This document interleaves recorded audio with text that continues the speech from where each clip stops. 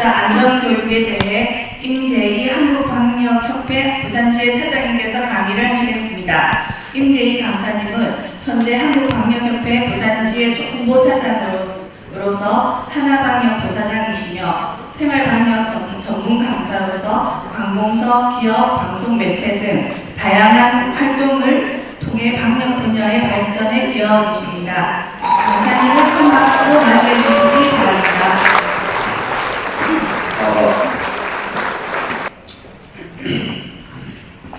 예, 반갑습니다.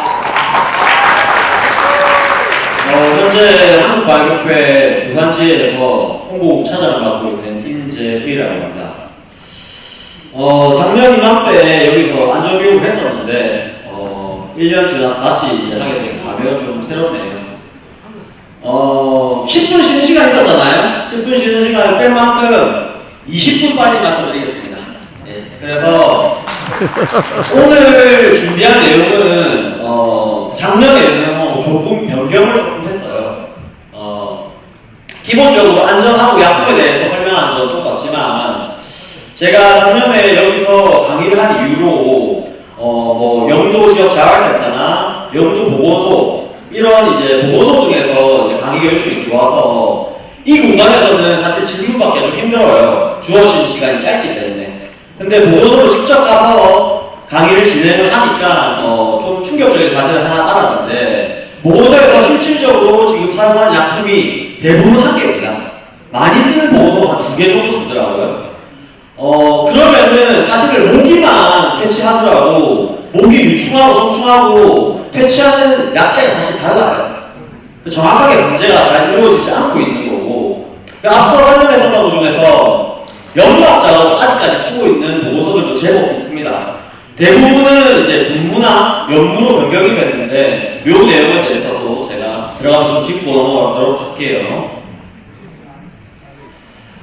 순서는 안전주의사항, 그 다음에 장기주의사항, 약제, 그리고 방제 방법 이 순서대로 진행하도록 하겠습니다.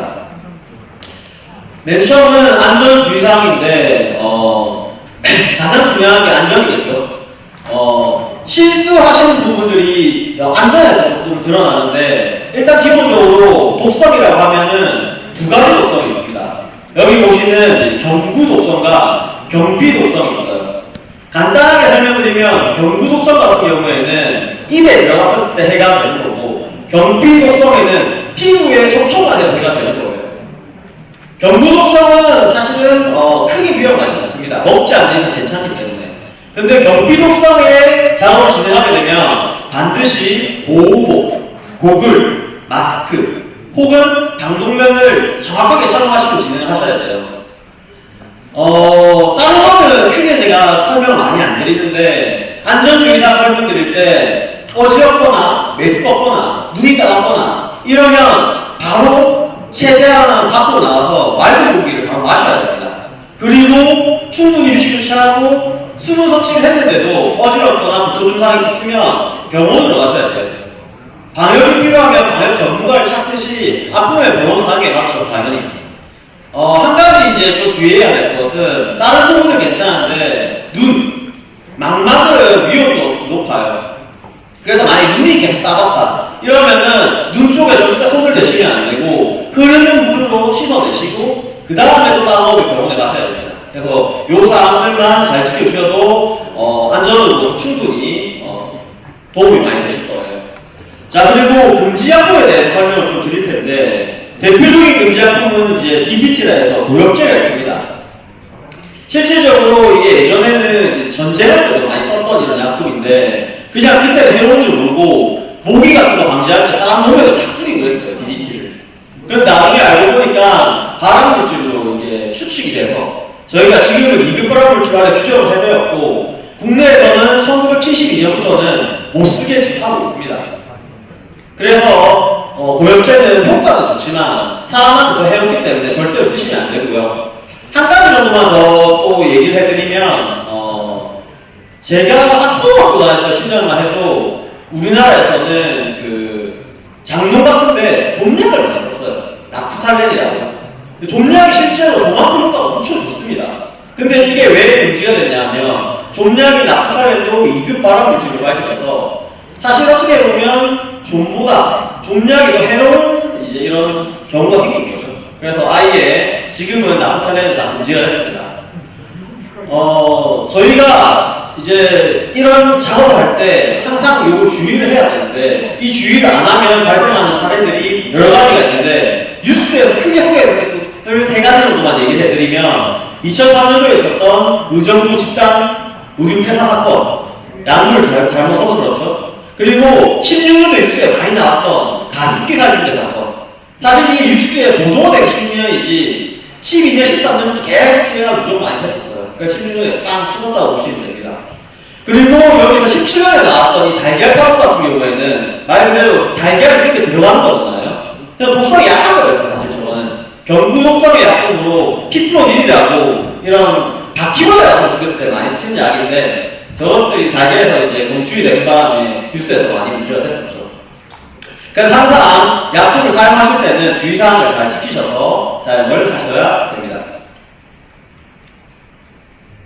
자, 안전주의사항은 여러 가지가 있는데 여기 적혀있는 내용들은 뭐 도덕책에 나오는 내용하고 그냥 비슷하다고 보시면 돼요. 제가 직접 이렇게 타이핑을 좀 했는데 가장 제가 중요하게 여기는 부분은 뭐냐면 모든 살충제는 약하더라도 인축에게 무조건적인 독성이 있습니다. 그러니까 저는 사실 개인적으로 친환경이라는 표현을 별로 좋아하지 않아요. 저는 방역에서는 친환경은 없다고 생각을 합니다. 방역에서 가장 안전한 작품이 뭐냐고 물어보면 저는 이제 피레스린이라고 답변을 드려요. 피레스린이 뭐야 하면 인도네시아에 가면은 제충국이라 해서 그냥 국화인데 벌레 잡은 국화가 있어요. 예전에는 여기서 피레스린인데 저는 세계적으로 엄청 썼습니다.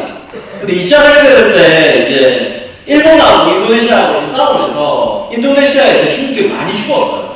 그래서 사실 이 피레스린을 대체하려고 만든 게 피레스 로이드 계열약인데 피레스 로이드 계열약은 당연히 독성이 더 강하지만 피레스린도 사실은 유분도 조금 있고 독성도 일부 있어요.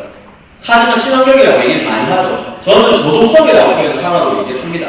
심지어 이 피레스린조차 특히 난막 같은 데는 피해를 많이 줄 수 있는 약품이기 때문에 항상 모든 약제를 쓸 때는 주의사항을 잘 지켜주셔야 돼요. 특히 제가 공부하는 거는 복장을 정확하게 갖추고 하셔야 되고 그리고 비율 약품이석 비율을 정확하게 지켜야 됩니다. 만약에 모기 작업만 한다. 그러면 모기의 약품을 맞춰서 비율만 쓰면 크게 문제가 없지만 여러 가지 제품의 해충에 대해서 작업해야 된다. 해충마다 비율이 다 다릅니다. 그래서 이 부분에 대해서는 뒤에 가서 조금 설명을 드리도록 할게요. 나머지 부분들은 전부 기본적인 내용들이에요. 작업을 하면서 중간에 뭐 흡연을 한다든지 음식을 먹으면 당연히 안 되는 거고 바람 부는 반응인데 바람 등 지워야 되는데 바람 막고 하거나 한낮 같은 데는 휴식을 좀 취해주셔야 되는데 이어서 작업한다든지 이런 것들만 좀 주의해 주시면 되고 또 저 같은 경우에는 희석된 살충제를 최대한 다 쓰라고 얘기를 드리거든요. 이거 왜냐면 기계에 고정하고도 연결이 돼 있어요.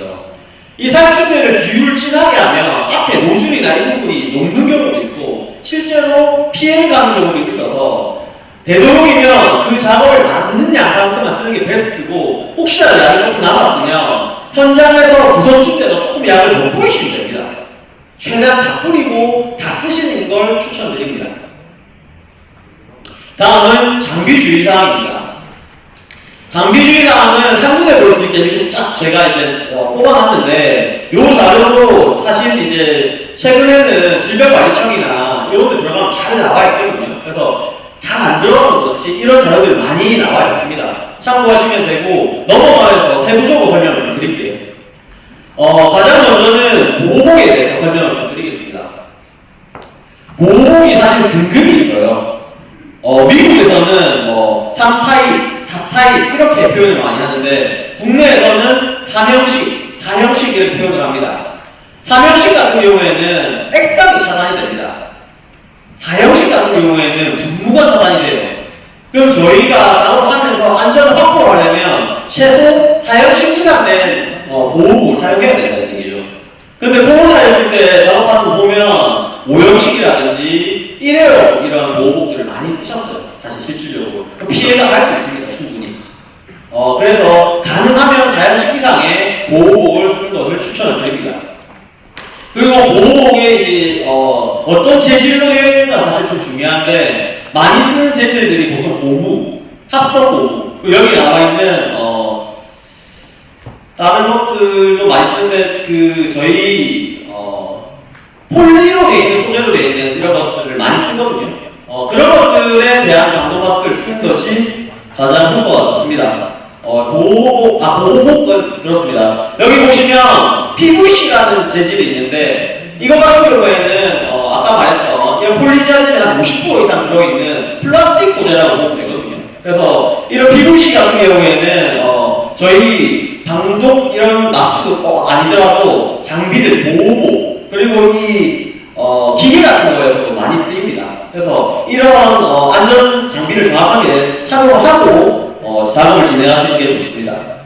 다음은 방독 마스크인데 방독 마스크 같은 경우에 더 중요합니다. 방독 마스크에서 가장 중요한 거는 저희가 이제 유독가스용을 쓰시면 안 돼요. 유독가스용은 이제 건식용이라서 분진 같은 건 사실 잘 나가지는데 저희가 사용해야 되는 거는 유기화합물용을 사용하셔야 됩니다.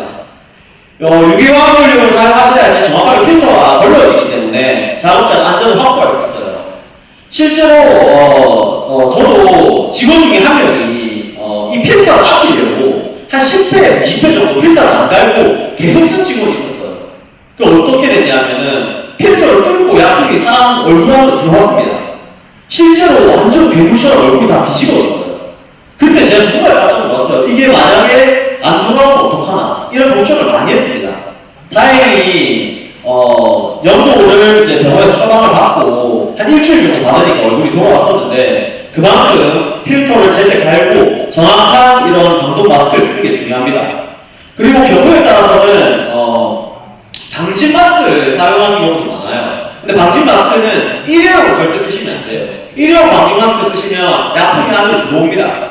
1급 방진 마스크가 있는데 1급 방진 마스크를 사용하시면 충분히 어느 정도까지 잘 나가고요. 약한 자국을 할 경우에는. 그리고 1급 방진 마스크도 오래 쓰면은 약품이 침투할 수 있어서 오래 작업을 해야 되는 경우에는 아까 말했던 유기화합물을 보호할 수 있는 방독 마스크를 사용하셔야 됩니다. 다음은 보호환경입니다. 보호환경 같은 경우에는 사실 이제 두 가지 형태가 있는데 눈만 이렇게 보호해주는 보호환경이 있고 코로나가 많이 사용했던 페이스 실드. 이때 이제 중요한 거는 페이스 실드 전반적으로 다 나가주는 거고요. 보호환경을 그냥 딱딱한 걸 쓰실 때는 이 옆면도 딱딱한 걸 쓰셔야 돼요. 저렴한 걸 쓰시다 보면 앞에는 딱딱한데 옆에는 딱딱하지 않은 것들이 있거든요. 그 실질적으로 보호가 안 되는 경우가 많아서 그 부분만 주의하시면 되고 안경을 쓰시는 분들은 김선인 방지용을 쓰시는 게 좋습니다. 실제로 김이 있게 서려가지고 작업할 때 방해되는 경우가 있어서 그 부분 정도만 주의하시면 될 것 같아요. 다음은 모자인데 모자 같은 경우에는 마찬가지예요. 독성이 진짜 강한 경우에는 위에 사실 이런 안전모같이 딱딱한 것도 사용하셔야 되는 경우도 있어요. 한데 대부분은 보호복에 같이 있는 이런 모자만 쓰셔도 크게 문제는 없습니다. 그래서 이 부분만 신경 쓰시면 됩니다. 자, 장갑이 사실 많이 중요해요. 저희 생각보다. 장갑을 고무나 합성 고무로 되어 있는 장갑을 앞면 특히 쓰시면 아무 문제가 없는데 제일 많이 문제가 되는 거는 라텍스 장갑, 면 장갑. 생각보다 이런 것들 쓰시면서 작업하시는 분들이 꽤 있더라고요. 라텍스는 조금만 잘못하면 다 뜯어집니다. 그럼 피부로 약품이 다 그대로 들어올 수 있어요. 마찬가지로 이제 면 장갑 쓰시면 약품이 아예 면에 흡수가 돼요. 그래서 이 두 가지 장갑은 절대로 쓰시면 안 됩니다. 다음은 이제 장화인데 장화 같은 경우에는 사실 한 가지만 주의하시면 돼요. 자, 보호복 입었으면 보호복 이 소재가 이 장화 안으로 들어가지 않으면 돼요. 왜냐하면 장화 안으로 들어가면 약품이 흘려가지고 양발이나 이쪽에 이제 피해를 주면 실질적으로 발에 피해가 될 수 있습니다. 그래서 그 부분만 주의하시면 작업하는데 문제는 없을 겁니다. 다음은 이제 약품에 대해서 제가 설명을 좀 드릴 건데 실질적으로 약품을 여러 가지 쓰지 않아서 한두 가지 쓰더라도 다른 약품을 대체할 수 있는 약품 한 가지씩은 제가 설명을 같이 드릴 겁니다. 가장 많이 쓰이는 약품이 뭐냐고 물어보면 요 중간에 있는 델타메트린이라고 보통 설명을 많이 드려요. 뭐 하다못해 뭐 저희가 배우를 보더라도 예전에는 뭐 안성기 배우님 같은 경우에는 국민 배우가 이렇게 표현을 많이 하잖아요. 이 델타 배터리는 사실 국민약품이라고 보시면 돼요. 하다못해 청소회사나 아파트 방역을 개인으로 하시는 분들도 사서 많이 쓰는 약입니다. 그만큼 범용성이 좋아요. 모든 해충들한테 다 보행해충, 비행해충, 뭐 특수해충 가리지 않고 효과가 좋아요. 단 이제 단점이 뭐냐면 이 오른쪽에 있는 람다사이하로스린이 개인이 훨씬 더 잘 죽고, 그리고 이 왼쪽에 있는 사이퍼베트린이 비행해충인 목이나 파리한테 훨씬 잘 죽어요. 그래서 이런 사실을 알고 해충에 맞게 작업하는 게 사실 가장 중요합니다. 이 경우에는 일단은 델타 배터리는 제일 많이 쓰지만 비례충은 사이버 배터리 쓰고 개미 같은 해충들은 람다 사이버를 쓰라고 권유를 많이 하고요. 여기 보시면 사이버 배터리로 대체가는 약제가 있는데 에토페프록스라는 게 있습니다. 요거를 대신 쓰셔도 무방합니다. 그리고 람다 사이버스린 같은 경우에는 저희가 이 효과가 유지되는 시간이 조금 더 길어요. 예를 들면 델타 배터리를 쓰면은 지속 효과가 뭐 그 환경적 요소에 따라 좀 다르지만 뭐 한 2주에서 4주 정도라고 보면 람다 사이하로스린은 4주 이상 효과가 가요. 길게는 6주, 7주까지 효과가 갑니다. 그래서 그런 점들을 고려해서 작업을 진행하시면 좋을 것 같습니다.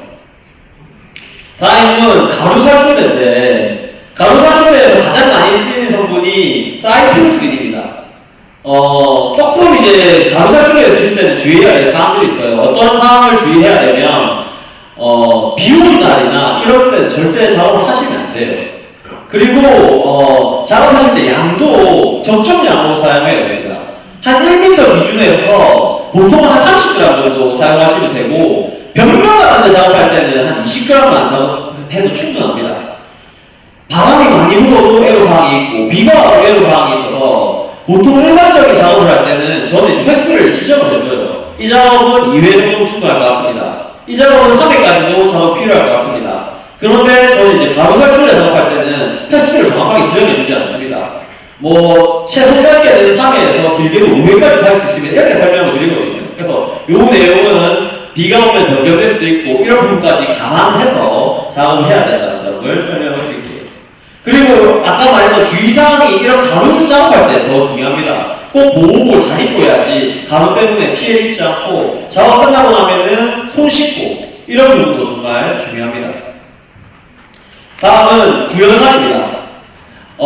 사실은 이 구연산이나 뒤에 넘어갔을 때 염화의 에탄올 세 개 다 비슷해요. 최근에는 이 표면소독을 이제 많이 정부에서도 권장을 하기 때문에 표면소독을 많이 하고 있어요. 이게 조금 안타까운 현상이긴 해요.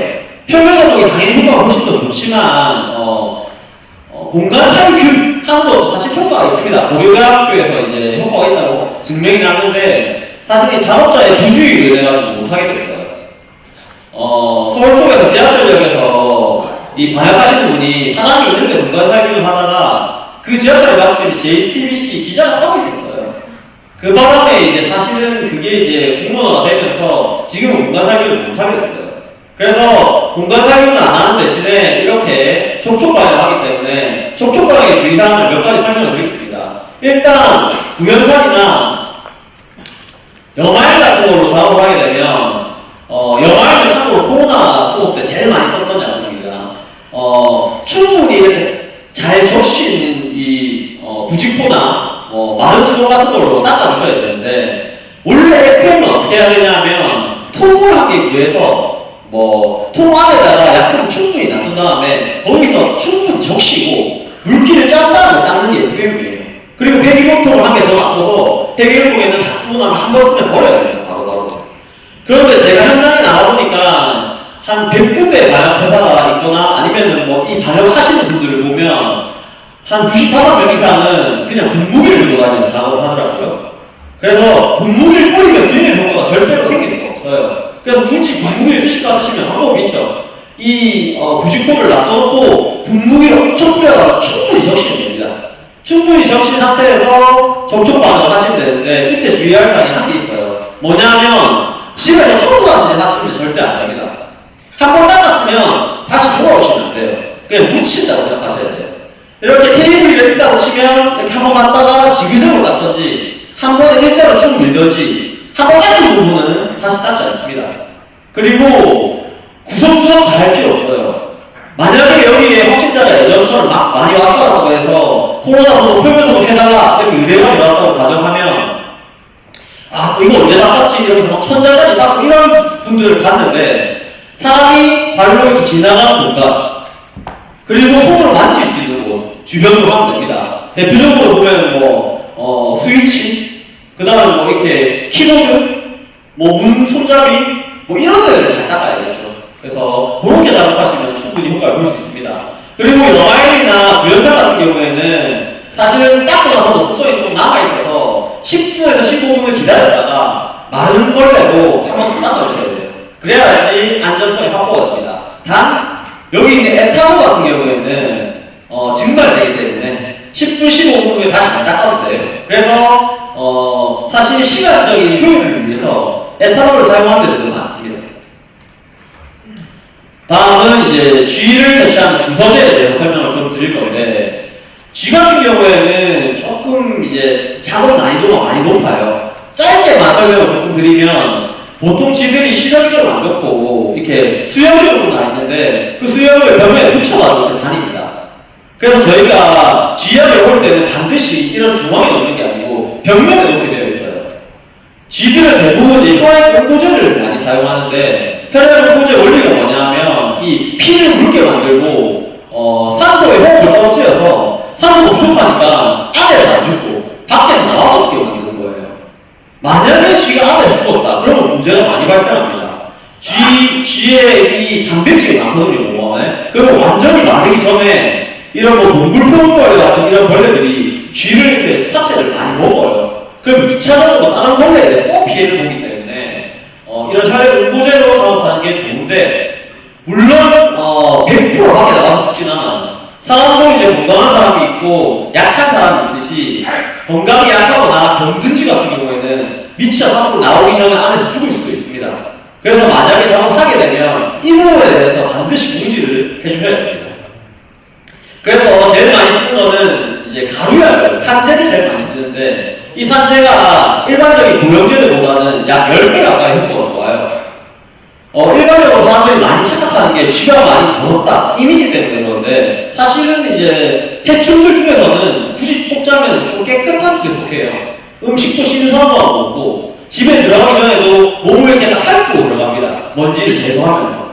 그래서 그 원리를 이용해서 가루를 벽면에 붙여놓으면 자기 몸에 가루가 붙으면 핥고 이렇게 들어가기 때문에 결국에는 이 약을 이제 섭취를 하게 되는 거죠, 쥐가. 그래서 이 산재를 가장 많이 사용하고요. 그리고 쿠마테트라리 같은 경우에는 산재 말고도 고형제가 있습니다.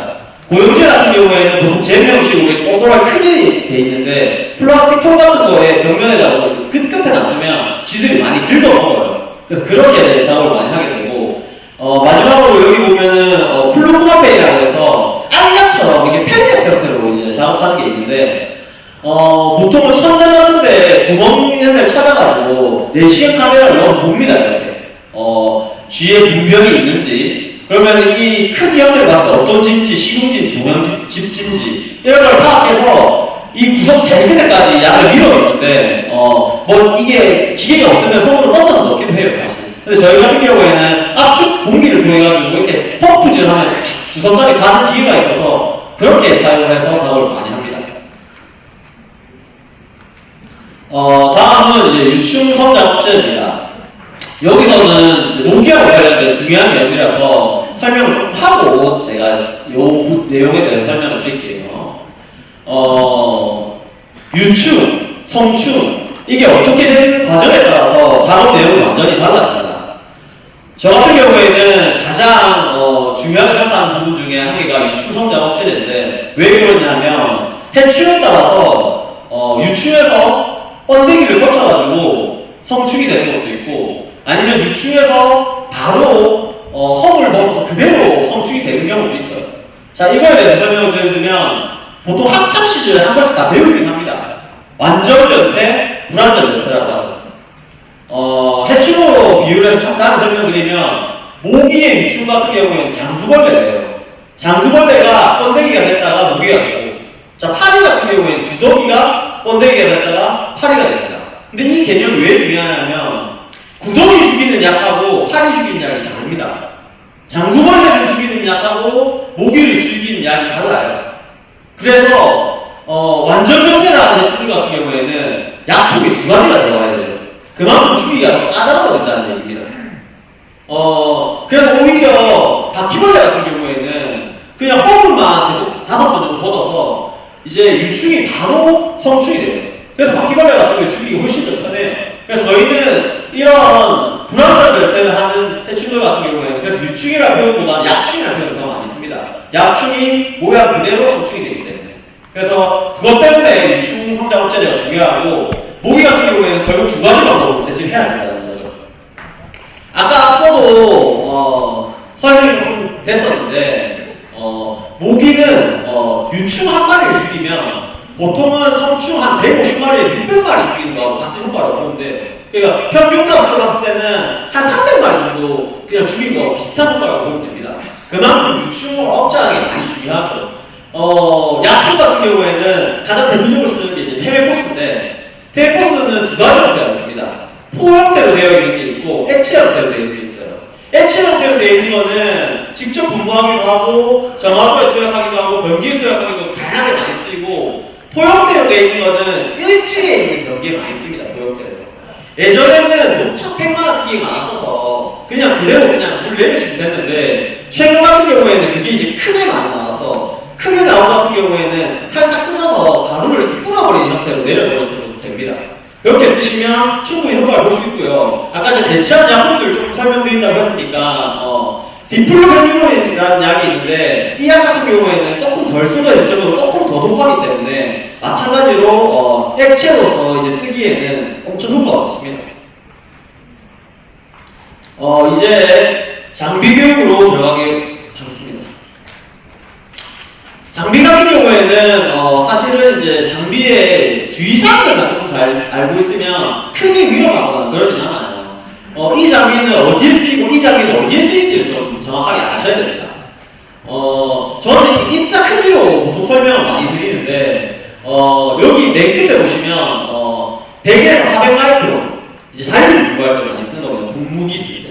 그리고 밑에 보시면 5에서 50 마이크론 유해를 해가지고 울트라 로우 볼륨 초미입자 살포기 있을 때 많이 쓰는 비율입니다. 그 다음에 이제 가열 연구 연무 작업할 때는 2에서 20 마이크론.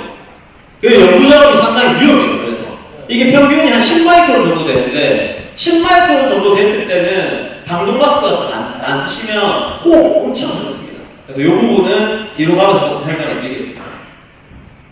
자, 일단은 분무기 먼저 설명을 드릴게요. 분무기는 보통은 이제 수동식 분무기 혹은 이제 압축 분무기 이렇게 많이 부릅니다. 왜 그러냐면 공기의 압축을 통해 가지고 이게 분사가 되기 때문에 그렇죠. 그래서 이 분무를 할 때 보통은 이제 두 가지 방식이 있는데 직접 분무 그리고 간접적으로 하는 자율 분무가 있습니다. 자, 집중 분무를 할 때 노즐을 돌려서 일자로 쫙 나가게 해서 사용하는데 보통 어디에 사용하냐 하면 이제 거미 같은 거 대체할 때 거미 같은 거 천장에 있는데 사다리를 타고 위로 올라가서 거미 직접 맞추면 바로 죽어요. 왜 그러냐 하면 일반 대충들은 바닥에 기어다니면 뿌려보면 지나가면서 데여서 자율분무로도 잘 죽지만 거미 같은 경우는 거미 줄에 있으니까 실질적으로 이렇게 자율분무하기 힘들어요. 그래서 이런 경우는 직접 분무를 하고 대부분의 대충들은 기어다니거나 날아다니는 것도 이제 드론 입구 뭐 이제 컴컴한 데 구석 이런 데다가 자율분무를 하면 충분히 효과를 볼 수 있습니다. 그리고 이 분무기에 이제 한 가지 단점이 있는데 이 큰 공간을 작업할 때는 시간이 너무 오래 걸려서 그런 애로사항이 있습니다. 다음은 이제 가열연막입니다. 과거에는 우리나라에서 소독할 때 제일 많이 썼던 게 같은 경우는 가열연막이에요. 자율방역단 분들 같은 경우에는 특히 가열연막을 많이 썼어요. 어릴 때 다들 기억 좀 있으실지 모르겠는데 뭐 그냥 가열연막기를 차량용 가열연막기를 틀면서 이렇게 다니면 이거 막 방구쳐다 이래서 막 아이들이 뛰어다니면서 막 따라가고 이랬었어요. 실질적으로 이 호흡에 당연히 좋진 않겠죠. 근데 이제 가열연막기를 썼었을 때 뭔가 방역하는 느낌이 난다. 왜 연기가 확 나오니까. 그래서 가열연막기를 써야지 방역한 것 같다. 이렇게 느끼시는 분들도 있어요. 하지만 이게 사실은 아닙니다. 가열연막기는 이제 고온으로 올라가는 동안에 이 약품의 효과가 많이 떨어져요. 보통 뭐 400도에서 600도까지 올라가기 때문에 그러면 어떤 현상이 일어나냐면 이제 저희가 여기다가 보통 경류 같은 걸 넣는데 경류가 가열되면서 기화 현상이 일어나버리고 약품은 미리 팔아버립니다. 그래서 당연히 효과는 있지만 효과가 줄어들어요. 그래서 최근에는 저희가 이러한 연막 작업을 많이 하지 않고 분무나 연무 작업으로 대체를 많이 합니다. 그래서 연무 작업이 또 효과가 훨씬 길게 지속되기 때문에 물론 이제 연막을 해야 되는 경우도 있습니다. 위에까지 이렇게 여기 올라가야 되는 곳이라든지 그리고 예전에는 이제 깔따구라든지 모기가 갑자기 많이 보이면 그쪽에 가서 이제 연막 작업을 했었는데 그게 좀 단점이 뭐냐면 여러 번 해야 돼요. 효과가 짧아요. 그래서 사실 요 최근에는 분무나 연무로 많이 대체되고 있는 추세입니다.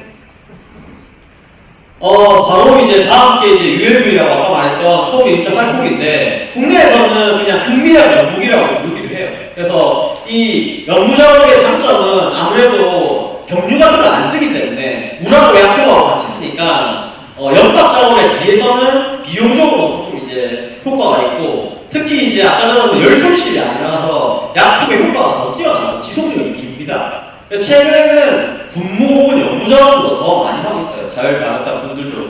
그리고 실제로 제가 보건소 같은데 교육을 나가보면 약품을 한 가지로 쓰시는 건 좀 단점이 될 수 있지만 분무 같은 걸로 하면 효과가 훨씬 더 좋고요. 제가 봤을 때는 약품만 많이도 필요 없어요. 한 3가지 정도만 좀 번갈아 쓰면은 지금은 훨씬 효과가 좋게 작업을 할 수 있을 것 같아요. 이제 장비에서 마지막은 이제 동력 분무기입니다. 동력 분무기 같은 경우에는 말 그대로 기계를 사용하죠. 기계를 사용하니까 짧은 시간 하더라도 이제 펌프질하니까 일정 효과를 계속 줄 수 있어서 엄청 편하게 작업을 할 수 있어요. 그 단점은 뭐냐면 기계가 너무 크고 이 기계를 쓰다 보면은 이제 장비를 관리해야 되는 게 엄청 까다롭습니다. 보통 무슨 암페어라고 잘못 생각하시는 분들이 있습니다. 70A, 80A, 100A 이렇게 나와 있거든요. 이렇게 사용하는 기계에 따라서. 그러면은 그게 이제 리터예요, 리터 사실. 보통 한 750회전, 800회전 이렇게 하면은 80A 같은 경우에는 한 70A 정도 사용된다고 보시면 돼요. 그래서 최대치가 한 80A 정도 되는 거니까 보통 80A는 70A 정도 사용된다. 이렇게 생각하시고 작업하시면 되고 이게 아무래도 이제 피스톤 현상으로 축축하게 타다 보니까 장비가 문제 같은 게 좀 날 수 있어서 뒤에 보면 이렇게 구리스 이렇게 돌리는 게 있는데 거기 있는 구리스를 계속 잘 채워주셔야 돼요. 특히 구리스 같은 게 이제 깨끗한 거 말고 검은 색깔이 묻어있고 이러면은 장비가 좀 고장날 수도 있어요. 그래서 그런 부분들을 잘 체크를 해주셔야 돼요. 그래서 그런 게 좀 까다롭다고 볼 수 있습니다.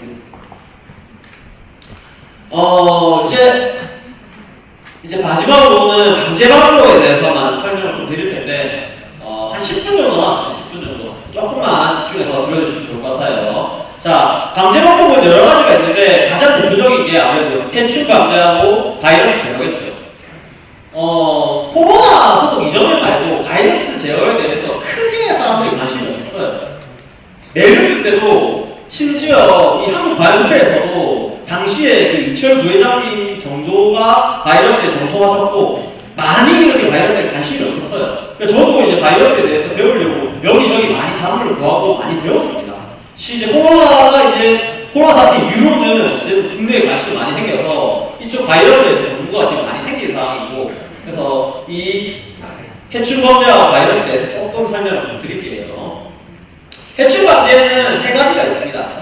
이렇게 약품 따위를 묻히다라고 하는 보통 보통은 이 치약 같은 거 짠다고 생각하시면 돼요. 근데 이제 전문가용은 이제 베이트건이랑 촉이 있으니까 이걸 쏘아가지고 작업을 하는 거고 분무 작업은 아까 제가 앞에 설명을 드렸죠. 일자 형태로 나온 직접 분무와 이렇게 옆에 붙여가지고 해충들이 되어서 죽게 만든 잔류분무.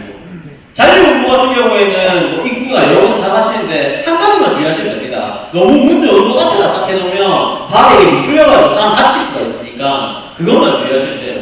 그 다음에 공간 살포 작업은 뭐 마찬가지인데 이 작업을 할 때는 작업자의 안전이 제일 중요합니다. 자, 방독 마스크하고 다 썼더라도 이렇게 앞으로 뿌리면서 가면 이게 날아갈 거 아니에요. 훨씬 위험하니까 몸이 먼저 가고 기계는 늦게 가요. 이렇게 무조건 이렇게 작업하셔야지 훨씬 안전성이 확보가 된다고 보시면 됩니다. 자, 다음은 바이러스 제어인데, 바이러스 제어서 사실 이제 분무나 분무살포자하고 거의 비슷해요. 다만 차이점이 있으면, 아까 이제 해충 같은 경우에는 컴컴하고 습하고 벌레들 올만한 데 뿌리면은 요 분무하고 살포는 사람이 돌아다니고 손으로 만지고 이런 데 위주로 하는 거죠. 그게 이제 분명하게 차이가 있는 거고, 한 가지 큰 차이가 있다면 바로 접촉 반응입니다. 아까 제가 설명을 좀 드렸죠. 접촉 반응할 때 이렇게 닦아서 하셔야 되니까 이런 걸 좀 주의하셔야 돼요. 여기 보시면 이런 데는 다 사람들이 만질 수 있는 곳이에요. 특히 요 밑도 이 움직이다 보면 여기 만지겠죠. 그러면 요렇게만 닦고 끝내는 게 아니라 같이 안 내리게 요 밑으로 이렇게 닦으셔야 돼요. 그래서 손이 만질 수 있는 위치를 잘 닦아주시면 됩니다. 자, 장비를 많이 쓰시는데 장비를 크게 분류하자면 세 가지 정도로 분류할 수 있어요. 조사용 장비, 방제용 장비, 안전 장비. 조사용 장비 여러 가지가 있지만 보통 조명기구들을 이제 보통 손전등 포함해가지고 프레쉬 같은 거 모두 조명기구에 속하고요. 그 다음에 포획기구 같은 경우에는 뭐 트랩이든 포축이든 뭐 다 이것들이 포획기구라고 볼 수 있고요. 동정기구 같은 경우 실제로도 이제 현미경들을 많이 사용합니다. 현미경으로 이제 안에 이제 벌레들 사체라든지 작은 것 확대가 다 볼 수 있기 때문에 요것들을 사용한다고 보시면 되고요. 방제용 장비는 앞서 설명드렸다시피 압축 분무기, 소밀 입자 살포기, 휴대용 연막기 이런 것들을 주로 많이 사용합니다. 안전 장비는 앞에 세분에서 정비한 거 추가로 위험 표지판이나 안전 사다리 같은 것도 사용하는데 이제 위험 표지판 같은 경우에는 작업이 여러 개가 동시에 진행될 때 사용되는 거예요. 특히 이제 외부에는 크게 상관이 없는데 실내에 만약에 작업할 때 위험 표지판 안 놔두면 독성이 강한 자체를 사용했을 때 사람이 안으로 들어오면은 진짜 위험한 상황이 생길 수 있기 때문에 반드시 위험 표지판을 놔둬야 되고요. 사다리 같은 경우에는 위에 높은 데 작업할 때 쓰는데 꼭 2인 1조를 해야 돼요. 저도 예전에 이제 김해 공장 같은 데 올라가서 위쪽에 거미 작업하다가 혼자 작업했었는데 사다리가 휘청한 적이 있어요. 다행히 뭐 넘어지거나 그러진 않았지만 그 이후로는 항상 2인 1조를 합니다. 그래서 그런 점들만 좀 주의하시면 될 것 같아요.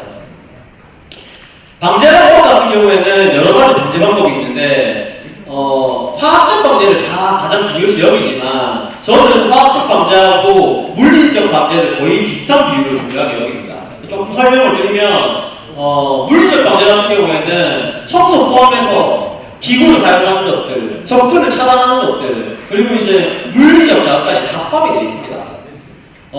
여기서 이제 실생활에 도움이 될 만한 내용을 조금 설명을 드릴게요. 저 같은 경우에는 사실은 청소도 당연히 중요하지만 이 기구 이용하거나 접근 차단하는 것도 정말 중요하다고 생각해요. 제가 집에서 사실 모기가 한 마리만 있어도 잠을 잘 못 자요. 위음 소리가 싫어서 예전에 방역을 하기 전에도 그 모기를 참아야 잠을 잤어요. 밤을 많이 설치고 했죠, 모기 때문에. 그래서 진짜 바이오회사를 일을 하기 전에도 별의별 방법들을 많이 썼습니다. 모기를 퇴치하기 위해서. 그래서 여러 가지를 써봤는데 이렇게까지 하시면 일단 대처할 수 있는 방법이 있긴 있어요. 첫 번째로는 다 차단해야 돼요. 당연히 입구에는 방충망이 있어야 되고 많이 올라오면 생각보다 싱크대 같은 거를 많이 올라와서 싱크대에 연결되어 있는데 거름망도 하셔야 되고 싱크대 옆에 물 빠져나가게 되어 있는 데도 있는데 거기도 방충망으로 막아야 되고 하수구에 하수구 트랩 해야 되고 이렇게 들어올 수 있는 정도를 다 막으면 한 7, 80% 정도 모기는 거의 막아집니다. 그 다음에 뚫고 들어오는 한 20% 정도 되는 모기들은 어떻게 되냐면 저는 이제 포집기 같은 거 많이 썼어요. 잘 때 열에 의해 가지고 사람한테 많이 달라붙기 때문에 제가 있는 상태에서 포집기를 쓰는 게 아니고 제가 자는 방 안에 최대한 펑펑하게 해놓고 자기 한 3, 40분 전에 들어가서 포집기를 딱 놔두면 모기들이 그걸 또 유인됩니다. 그럼 그 상태 킨 상태에서 거실에다 놔두고 방에 들어가서 자고 이렇게까지 했어요. 이 모기가 싫어서.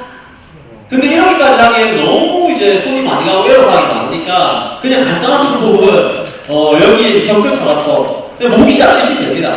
모기장 치실 때 모기 안 들어온 거 확인하면은 모기장 안에서 충분히 안 물리고 이제 잘 수 있으니까. 그래서 저는 개인적으로 꼭 이렇게까지 안 하더라도 여기 있는 방법들 다 추천드리는데 딱 한 개, 물리적 자극은 아직까지는 과학적으로 많이 좀 미흡해요. 쉽게 설명드리면 여기 나와 있는 공중파나 초음파 같은 경우에 효과가 없지 않습니다. 하면은 기피를 해요, 목이나 이런 것들이. 근데 이렇게 공중파 같은 게 쫙 발사가 되다가 이렇게 물건에 딱 걸리면 여기를 뚫고 가는 게 아니고 여기서 멈춰요. 그러면 집에서 그런 걸 꽂아가지고 하려고 하면은 엄청 여러 개를 꽂아야 돼요. 그리고 심지어 여러 개를 꽂았다 하더라도 어느 정도 이제 고주파에 적응을 하면 또 들어옵니다, 얘네들이. 그래서 아직까지는 이런 고주파나 초음파 이런 것들이 크게 효과가 있지는 않은데 조금 더 이제 과학적으로 발달이 되면 그때 되면 효과가 있을 수도 있습니다. 다음은 이제 화학적 방법인데 살충제는 말 그대로 벌레를 죽일 때 쓰는 거고요. 아까 이제 성장 억제제 맞죠? 유출 주기도 유출 억제제라고 부릅니다. 불임제는 말 그대로 임신이 안 되게 해버리는 곤충들이, 기피제는 도망가게 하는 것들. 그다음 유인제는 벌레를 유인한다기보다는 벌레 가는 경로를 찾아서 유인제를 놔둬놓으면 먹고 이제 같이 죽게 먹는 거예요. 어미가 먹으면 새끼가 나눠 먹게, 그런 원리로 죽이는 겁니다. 다음은 생물학적 방제인데 이거는 그냥 알고만 있으시면 됩니다. 사실 뭐 병원용 기생물 이용하는 것도 그렇고 무리뭉충을 방사하는 것도 포식동물을 실제로 사용하는 게 거의 없을 거예요. 이런 것도 있다고 너무 아시면 되는데 그냥 짧게 설명드리면 뭐 예를 들면은 아까 장구벌레 얘기했으니까 장구벌레는 미꾸라지한테 약해요. 고위물에 장구벌레가 많이 있다. 미꾸라지 풀면 실제 효과가 있습니다. 근데 뭐 쓸 일은 잘 없겠죠.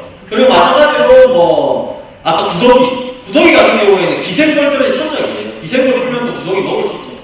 하지만 실제로 쓸 일은 거의 없고 부리뭉충 방사도 마찬가지입니다. 특정 지역에서 아무래도 이제 수컷들을 전부 이제 화학적 거세를 시킨 다음에 뭐 10,000마리, 20,000마리 쫙 끊어버리면 이제 전체적인 개체수를 줄이고 이런 방법들이 있는데 실험할 때 다시 쓰는 거고 실제로 방역할 때는 거의 쓰진 않아요. 그리고 최근에 제가 이제 많이 하는 것들이 코로나 이후로 특히 연락이 많이 옵니다. 부산, 평택 이런 데서 연락이 오는데 이제 물건이 들어올 때 해충을 퇴치하게 해다가 아니면 물건이 들어올 때 바이러스 퇴치하게 해다가 그래서 이렇게 뭐 예를 들면 소독 필증 같은 게 국내에서는 효과가 있지만 외국에 들고 갈 때도 영문으로 변경해서 들고 가면 자기들 마음을 위하기 위해서 실제로 거래할 때 그 제출하시는 분들도 많아요. 그리고 마지막으로 이제 종합적 방제. 종합적 방제 같은 경우에는 한 가지만 기억하시면 됩니다. 이게 서로 이제 방해 요인이 되는지 안 되는지. 자, 예를 들면 물리적 방제는 청소 깨끗하게 하고 아까 말했던 이 식독제 가지고 바퀴벌레 짜놓으면 이 두 가지는 엄청 상호작용이 돼서 잘 죽어요. 근데 바퀴벌레를 죽이려고 식독제를 여기저기 해서 동목이제로 해놨는데 작업을 죽는 데까지 뭐 한두 달 걸려요. 근데 그걸 못 기다려서 에프킬라 같은 거, 뭐 컴배트 이런 거 사가지고 쫙 다 뿌리면 에어로졸은 사실 기피제에 가깝기 때문에 약을 먹어야 되는데 도망가요. 그래서 방해로 작용합니다. 그래서 방해로인지 아닌지를 확인하고 종합적으로 두 가지 다 같이 작업하시는 게 제일 베스트겠죠. 여기까지가 이제 준비한 내용이고 마지막 이 법적 오소독 쉽게 이해하기는 원래는 길게 나와 있는데 제가 이게 보기 쉽게 타이핑을 해놓은 겁니다. 요 13가지 시간들은 의무적으로 반영해야 되니 좀 알아놓으면 도움이 되실 겁니다. 그래서 아까 제가 얘기한 것처럼 시간 20분 빨리 맞춰드렸고요. 혹시나 더 궁금한 사항이 있으시면은 저한테 개인적으로 물어보셔도 얼마든지 답변을 해드릴 수 있고 뭐 블로그나 유튜브 같은 데도 뭐 이제 하나만 검색하셔서 제가 이렇게 뭐 이런 영상들 무료로 만들어 놓은 영상들도 있어요. 그런 거를 먼저 보시는 것도 좋은 방법이 될 수 있습니다. 오늘 준비한 내용은 여기까지입니다. 감사합니다.